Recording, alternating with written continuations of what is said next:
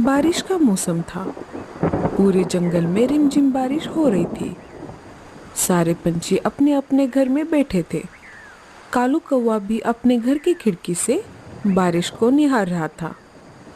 अरे वाह, ये बारिश का मौसम तो कितना अच्छा होता है। मुझे सारे मौसम में बस बारिश का मौसम ही सबसे अच्छा लगता है। मस्त खाओ पियो और सो जाओ। अगर इस समय मुझे चाय मिल जाती तो मजा ही आ जाता। कालू ये सोच ही रहा था कि तभी उसे मीनू मौसी हाथ में कुछ लाते हुए दिखाई दी। अरे, ये मीनू मौसी क्या ला रही है? चाय ले लो चाय। गर्मा गर्म चाय। चाय ले लो। अरे वाह, ये तो बहुत अच्छा हुआ। चलो, अब चाय पी लेते हैं। ऐसा कहकर कालू कौवा बाहर आ जाता है। अरे ओ मीनू मौसी, रुक जाइए। हाँ कालू, बोलो। मुझे एक चाय दे दो, वो भी गर्मा गर्म। हाँ हाँ, क्यों नहीं। मेरी चाय तो गर्मा गर्म ही रहती है। एक बार पियोगे तो बार बार पियोगे। ऐसा कहकर मीनू कालू को एक कप चाय दे देती है। ये लो, 10 रुपए हुए। अच्छा, ये लो। मीनू मौसी वहां से निकल जाती है। चाय ले लो चाय। गर्मा गर्म चाय। कालू कौवा चाय पीने लगता है। अरे, ये क्या है? इस चाय से तो मेरे मुंह का पूरा स्वाद ही बदल गया। कितनी घटिया चाय बनाई है मीनू मौसी ने। खामखा मेरे 10 रुपए चले गए। ऐसा कहकर कालू उस चाय को पीना छोड़कर वापिस अपने घोंसले में चला जाता है। सारा मूड खराब हो गया। बारिश चल ही रही थी। मीनू मौसी भीगते हुए पूरे जंगल में चाय लेकर घूमती रही और बहुत सारे पंछियों को अपनी चाय बेची। आज मीनू मौसी का तो बहुत अच्छा मुनाफा हो गया। वो घर लौट आई। उन्होंने खूब परिश्रम जो किया था। चलो, आज तो बहुत अच्छा खासा मुनाफा हो गया। अगर और चाय होती तो और ज्यादा मुनाफा हो जाता। मीनू मौसी मन ही मन सोचने लगी। उन्हें अब पैसों का लालच जो आ गया था। तभी उनके मन में एक तरकीब आ जाती है। क्यों ना मैं मेरे चाय में और पानी मिलाऊं और चाय की पत्ती भी दोबारा इस्तेमाल करूंगी। इससे मेरा मुनाफा और बढ़ जाएगा। ऐसा विचार करके मीनू मौसी ने दूध में और पानी डाल दिया। फिर उन्होंने पुराने इस्तेमाल किए हुए चाय की पत्ती को उस ज्यादा पानी मिलाए हुए दूध में डाल दिया।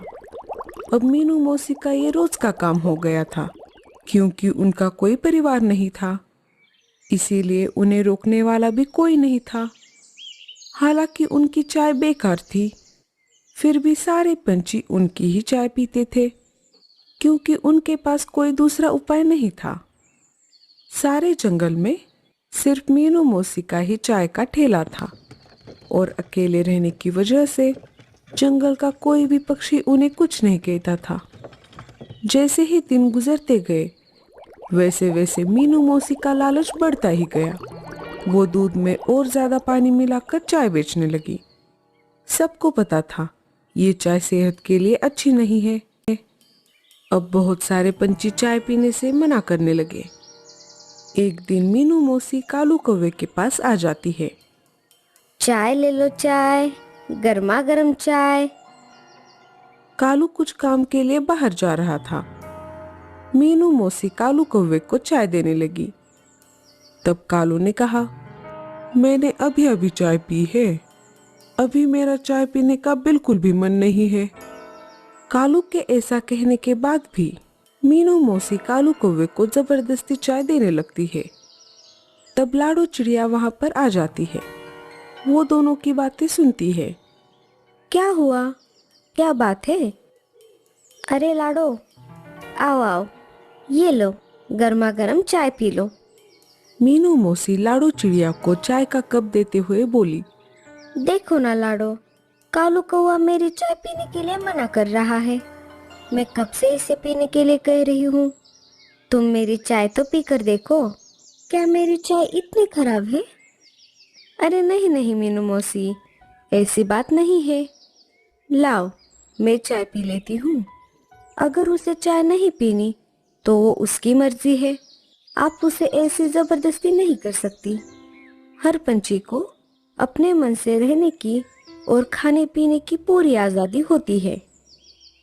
हाँ हाँ, बस बस, तुम तो कालू कौवे की ही साइड लोगी। लाओ, मेरे 10 रुपए दे दो। लाडो उसे चाय के पैसे दे देती है और मीनू मौसी वहां से चली जाती है। आज तो तुमने मुझे उसकी चाय से बचा लिया लाडो। अरे क्या हुआ कालू भैया, ऐसा क्या है उस चाय में? छे, ये भी कोई चाय है? इससे अच्छा तो मैं जहर पी लूं।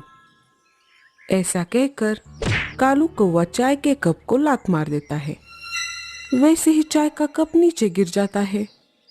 ऐसा नहीं करते कालू भैया, कुछ भी क्यों ना हो, ऐसे हमें खाने पीने की चीजों का अपमान नहीं करना चाहिए। ये गलत बात है। ऐसा कहकर लाडो नीचे गिरे हुए कप में से बची हुई चाय पी लेती है। जैसे ही लाडो चाय पी लेती है, उसे कालू कौवे की बातों पर विश्वास हो जाता है।